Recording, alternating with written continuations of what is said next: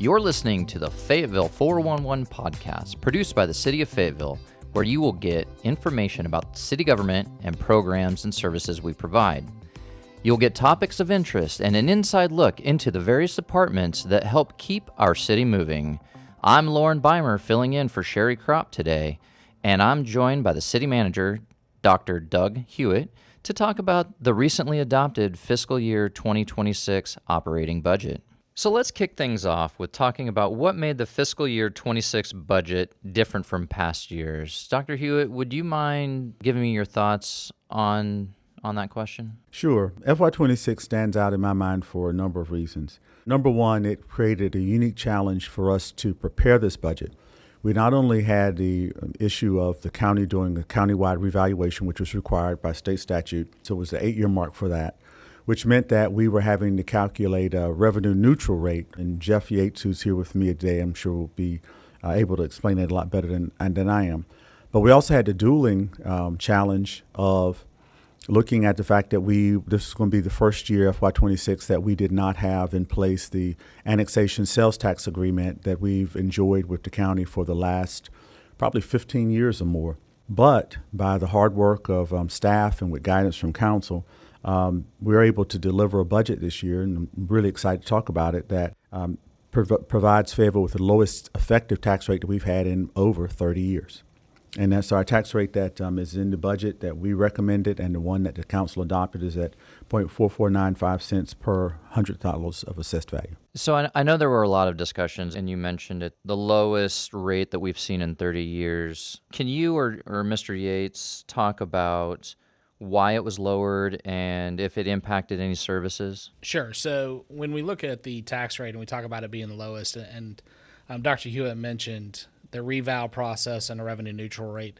So to understand the context of the 44.95, you need to understand first the revenue neutral idea. So the idea in the statutes is that when your house is revalued, because that's what we're talking about, is valuation of housing on real property, not your car, not business personal property, those things. When those values go up over time, your taxes will naturally go up because they're based on the value of your home. Sure. So every 8 years when the city or the county does that revaluation process, they establish a new value. The idea of revenue neutral is then under that new value, what is the tax rate necessary to generate the same amount of revenue plus growth that was received in the prior year? So revenue neutral is what does it take to operate the city, and then equating the property tax to what it takes to operate the city. Correct. So theoretically, and no one's average, but the average of that would say that a person in the average home under the new tax rate wouldn't necessarily pay more taxes than they did in the prior year for their home. So when we go through that calculation, as Dr. Hewett mentioned, this was the nexus of a lot of those different factors. So when we look at the lower tax rate and talking about what we had to do to get there, we looked at the loss of the $14 million in sales tax revenue that when the county changed its allocation methodology. We looked at the growing cost of compensation, all of those things. So we worked with departments really to nip and tuck, if you will, and looked at where services can be adjusted or reworked or reduced, where the demand was less or they were optional. So meaning not required by law or not required by contract. So there were a lot of those that we went through working with departments and trying to establish that. But it was with that work and that intense focus, we were able to get to that 44.95 rate. So when we've had those discussions about finding efficiencies, those are the efficiencies that we are referring to. Correct. And with the services, Dr. Hewett, we know that public safety has been a top priority. Can you talk to us a little bit about how this budget invests in public safety? Yeah, a lot of our budget priorities centered around council's strategic plan and goals as well. One of the council's top priorities consistently has been community public safety. So in addition to just continuing the efforts to recruit and retain qualified employees in the fire department, police department, and 911 through addressing compression issues, and the council took a bold step to bolster those salaries, and our employees will be seeing those increases that are warranted based on compression in their first paychecks here in July. But we also fully funded, again, the Office of Community Safety.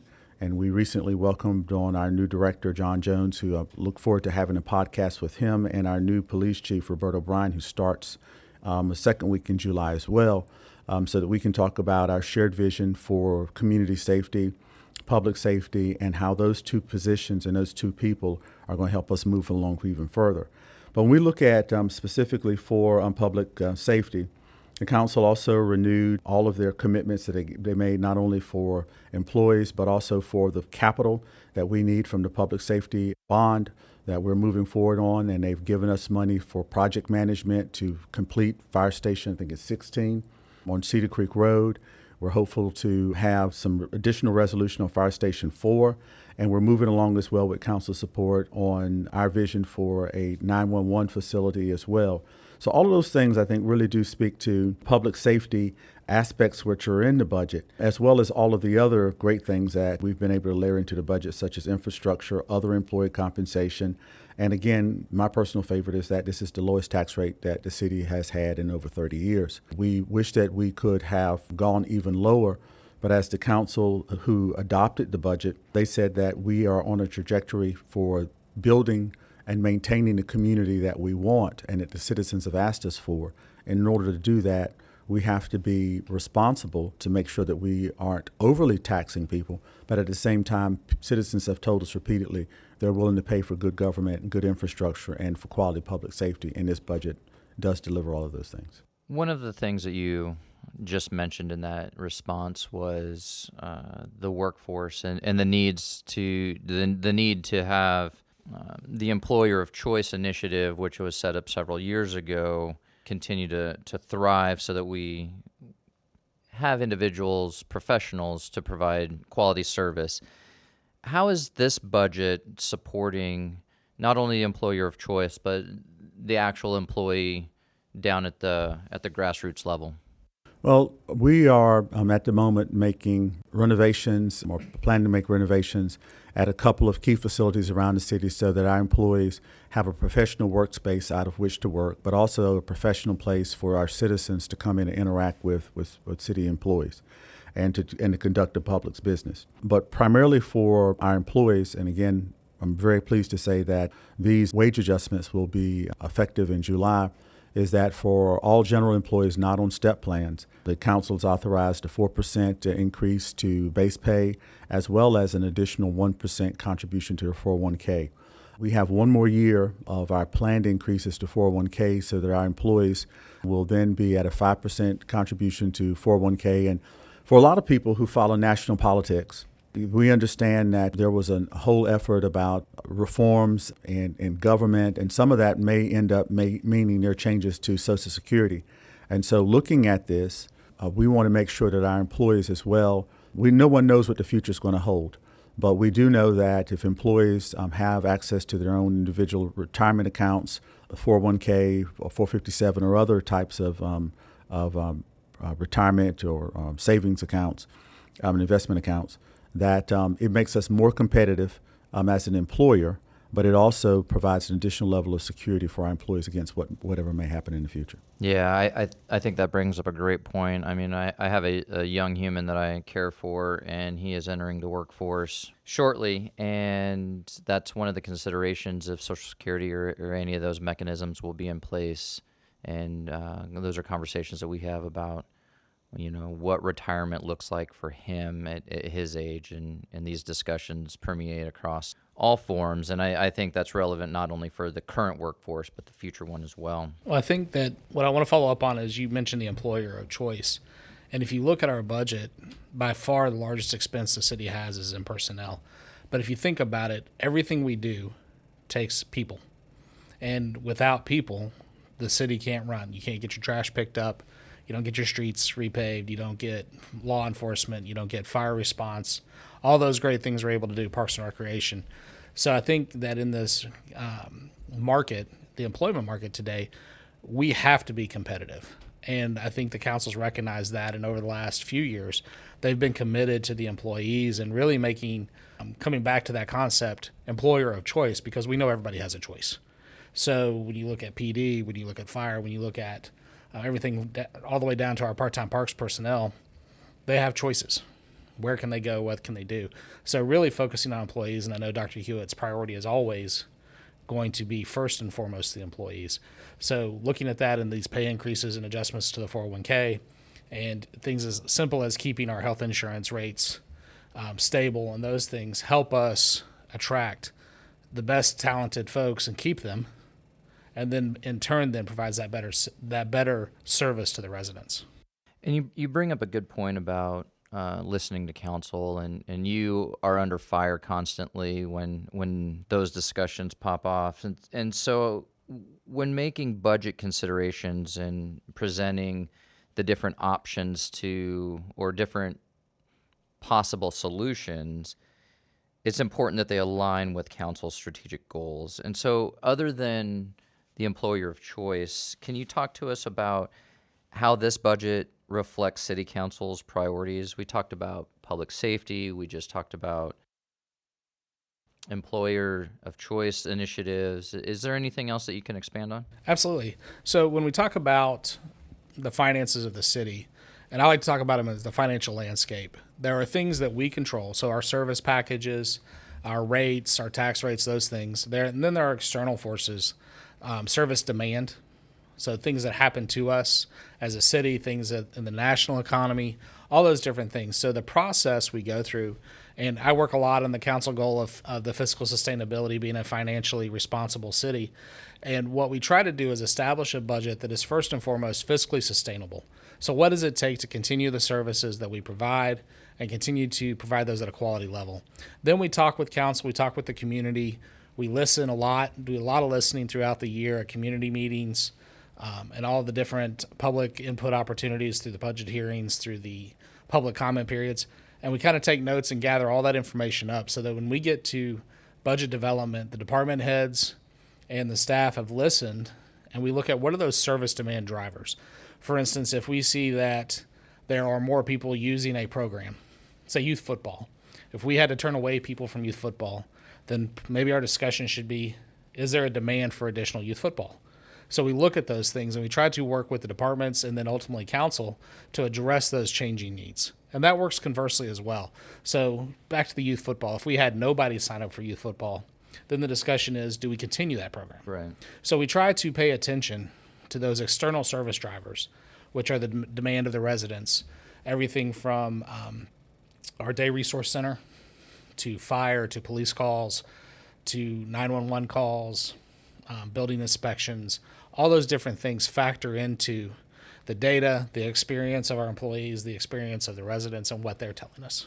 And one of the feedback mechanisms is obviously coming down to City Hall during a council meeting and discussing that during public forum, but it's also for the listeners and the residents out there, is working directly with your council representative for your district, because that feedback filters back through the city manager's office and Dr. Hewett as well. One of the things you were talking about earlier in the show was sales tax distribution. What kind of impact did that have on the city's budget for fiscal year 26? Okay, so when we talk about sales tax distribution, let's kind of explain real quick what we're referring to. Dr. Hewett mentioned that there were annexation agreements. So a number of years ago, the city annexed a large piece of the county and brought in some different parts of the other cities and so forth. In North Carolina, you can have two distribution methodologies. You can have it based on per capita, which means based on population. We know that Fayetteville is the largest city in the county, and the majority of the population lives within our city. So historically, we've been a per capita county, Sure. where sales tax dollars, every dollar spent in the county, was then divided up based on the per capita methodology. The county then chose to change that methodology over to what's referred to as the levy methodology, meaning the tax, your tax bill. So whatever city, county taxes as a portion of the total tax bill across the entire county, that's the proportion they get.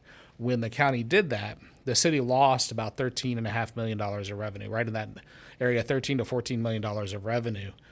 Historically, we had redistributed some of that revenue back to the towns to kind of account for changing population numbers and annexations. but we had a real dollar loss on our revenue side of about 13 to 14 million, which really drove the difference between revenue neutral and the 44.95 tax rate that we ended up at. But we knew this was coming for a couple of years. We've been really working with departments to kind of bring a glide path into a balanced budget with that, and working with council to look at where we can make those adjustments to account for that. But this was the year that the nexus where it all hit and is finally kind of come to fruition, if you will. So I'll ask this question to both of you gentlemen. I'll start with you first, Jeff. What is one thing that you hope residents take away from this year's budget? That's a really good question. I think from my perspective is that the budget provides a quality level of service, what I would refer to as a service package for the residents, that the city is doing all it can to be efficient and effective in that. But we remain committed to the community, whether that's through kind of exploring new comprehensive approaches to public safety, providing the best recreational opportunities we can, ensuring that the trash is picked up timely and effectively, all those different things, that we accounted for those and we are meeting the service demand of the residents in the most efficient way possible. So that, to me, is the message and what I would hope they would take away from that. And Dr. Hewett? Well, for me, I think I'm building on what Jeff said, and not to sound like I'm a broken record either. While a lot of people will say that even though you have the lowest tax rate in 30 years, the actual amount that I'm going to pay is going to be increased because my values went up. As many of the listeners who have owned property will know, if you had a parcel of property that was $100,000 8 years ago, and let's say that you were paying 50 cents per $100 of evaluation on it, okay, that is one number. But now if your property is worth $500,000 and you're paying 44.95 cents on it per $100 of assessed value, then your tax rate is lower, but your tax bill is actually going to be higher. But I think the main takeaway for me from all of that is that people can look and say that there is a return on their investment. When I look back 8 years ago when revaluation happened, or I look back over 20 years ago when I first came to Fayetteville, and when I look out and drive to work now, or I'm out shopping, or I'm out in the community, I can see the positive change in our community, the positive change in our infrastructure, the positive change in our shopping districts, our residential areas. And I know that's not by chance, that is by choice. And the council members are investing in the community, and it shows. It's always gratifying to me when we have an open process where all of our budget meetings were held in the open, fully transparent. They were either streamed live on our television station, or you could listen to audio only. All of the materials were posted online along with our budget chronicles. And then we held a public hearing, and I can't remember exactly how many folks spoke. We did it in public. And I think that not everybody's happy to pay more taxes. I know I'm not. I don't want to pay more taxes. But I'm willing to pay my share to have and live in the community, in the type of community that I want to live in, or in your case, you're raising your children in. And Jeff moved his family here to be part of our community over the last several years. That, to me, is the main takeaway, is that council has a vision, and it is we're implementing that vision. A part of that is driven largely by the budget, because the budget is what funds and changes that vision into a reality. And we are building a community, again, not by chance, but by choice. So let's talk about the bigger picture. How would you sum up the city's financial health overall? I'm going to jump on this, and Jeff will chime in and clean up anything that I get wrong. We have a variety of policies that are governed not only by local policies that the council puts in place, but we are, as a local government, very constrained in North Carolina, as we should be, by state statute, local government commission. And that really starts with the requirement for the manager to provide the council with a balanced budget. And that is something that every manager that I've ever worked for has honored, that requirement in state statute that we give the council a balanced budget. Once we give the council a balanced budget, and there's a time frame for us to do it, so that the council then has enough time to deliberate, make modifications to the budget, more or less to their choice, and have it adopted by June 30. So the state statute also requires that we have a balanced budget adopted by council and done by a particular time. It also requires that we have a public hearing. It also requires that we have public inspection of the budget. So all of those things and more are built into how we prepare a budget. In addition to that, state law also requires certain things for how we will spend that money. So depending on the size of the expenditure, the council has to approve the contract. Depending on the size of the commitment, we may also have to do a purchase order to guarantee payment to the vendor. Depending on the size of the contract, we may have to open it up for a competitive bid so that we can assure the public that they can see how we're spending the money. We also have public records laws, which the public that owns the data, they own the work product that we do. All of those things are there. There's also a requirement that we're transitioning into now that we have an adopted budget, and we're in the month of July, that the council has to be presented with an audit from an outside financial firm that's approved by the state. It's just not somebody I can pick on the side of the road. It's a list that the city has to pick from, who specializes in doing a high-level compliance audit. We also have bond ratings, and anytime we want to borrow money over a certain excess. So we are, as it relates to just financial management, City of Fayetteville is constrained. But beyond being constrained, we're also compliant. So we've had clean audit. We get awards for our audit. We get awards for a presentation of our budget. All of those things are built in. That's at the state level. And also some federal things thrown in as well, because we use federal grants for airport, transit, and other things as well. So all of those things are there. In addition to that, the council has these internal policies, and these are really that they understand, and I can tell you Dr. DJ Hare focuses on this. He's been on council long enough to know that all of the spending is great, the investments we're making in the community are great, but we also have to prepare for the what if. And the what if means that we have to have a fund balance, and Jeff will talk about a little bit more of that, but the council focuses on the council policy of having a 10% policy and a 12% goal for fund balance or unrestricted cash reserves. And we use that for hurricanes or other grant opportunities or whatever the council chooses that we have to take to them. But all of that said and done, we're a very well-run city. We are constrained in how we can spend money, how we have to present our financials, and the oversight that is there. We embrace that. And I think that Jeff, in the coming weeks, would love to come back and talk to you about our Open Gov portal and all the work we're doing to not only make those financials, which are already a public record, we want to make them accessible to the public via the internet any time of the day or night that they choose. But Jeff, I rambled on. You can see that that's an area of passion for me, and it's also an area of expertise for Jeff. All the things that Dr. Hewett said, and a couple of things for the listeners. You don't have to take our word for it. Go to our website. Look at our audits, look at our budgets, look at our financial reporting. Everything we do is in the wide open. So you don't have to take our word for it, although we tell you, I believe we're a financially sound city. The council adopted a good budget, but go there and look for yourself. The external auditors have given us clean opinions.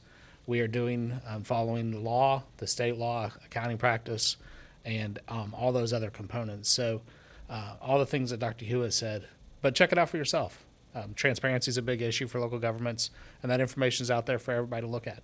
Budgets are not about just today, but it's about tomorrow and sometimes years to come. Can you talk about how we're planning financially and what we are looking for to the future, and how council's vision is, as you said, coming to fruition now, but what is 5 years from now? What does 10 years now financially look for the city? Well, I think that this is an internal conversation we're having now, and sometimes it feels like a conversation, sometimes it feels like a straight-up argument. We have these starts and stops where 5 years ago, you'll recall, we were having conversations that it would take us 30 years to repave certain streets. We didn't have good data, so we went out and we worked with a consultant to come up with a pavement condition study. Based on that study, we developed a number of methods to maintain and to repair our streets and roads. We were deemed as one of the least walkable cities in the country. And so building on past pedestrian plans and sidewalk plans, we've updated those. And so we're doing all of those things that are needed for us to, again, be the community we want to be. But those things take time. And it's not something that you can just say, here's $5 million, just go pave as many roads as you can find with this money. It really has to be done on a study. It has to be done on a plan. And so when we look at it, people can see we're moving. We're addressing issues that long have been neglected or we didn't think was an issue as a community. We had accepted that that's what we were going to have as a community. And people lose patience when they see stuff. They want it to accelerate that pace. And accelerating that pace takes money. And sadly, as time goes on, it costs more money to do the same thing that you could do 5 years ago for half the money. So we have all these competing demands. And then everything I just mentioned, from sidewalks, streets and roads, to greenways, to facility maintenance, those are really maintaining or putting in infrastructure that you believe you should already have in place or just maintaining what you have. That doesn't speak to the idea that we want to have an aquatic center. That doesn't speak to the fact that we've got to build or work with someone to address the homelessness problem that we have in the community. No, this doesn't address the fact that we need new fire stations, not just replacement fire stations, but we need a new fire station. This doesn't replace the fact that we want to not only maintain who we are, we want to move up and to be not only an employer of choice, we want to be a community of choice. So when people are contemplating where they're going to move from when it's too hot in Tucson, Arizona, or the taxes are too high in Maryland, or they want to be closer to their grandkids, but they don't want to be in Florida because it's too hot. They don't want to be in New York because it's too cold. And they want to be in North Carolina with a great airport, great hospitals, great schools. We want them to think not of just Carys and Raleighs and Wilmingtons. We want them to say, wow, Fayetteville. And in order to do that, those are those difficult conversations. And we're building that city. People choose here by their own choice, but that takes time. And while we're doing all of that, it also means it takes money. And so for me, as the manager and having again been here on and off for over 20 years, I can see the reality. I can see that that's coming into being. But a lot of times I'm talking to folks, they're like, okay, hurry up and get there. Why don't you? And that level of impatience keeps us busy. But it also means that we have to level set expectations about what we can reasonably do in a reasonable amount of time for the amount of money that we have as a community to be able to invest in some of those improvements. And those also are very rewarding, but can be very lengthy and at times challenging conversations. Thank you, Mr. Yates and Mr. Hewett, for joining us. If you would like more information about the fiscal year 2026 budget, visit fayetteville.nc.gov/budget. Thanks for listening to the Fayetteville 411. The Fayetteville 411 is one of several podcasts that the city produces for our podcast channel, Radio Fayetteville. Be sure to subscribe to Radio Fayetteville, available on most of your podcast streaming platforms. For more information about city services, please visit fayetteville.nc.gov.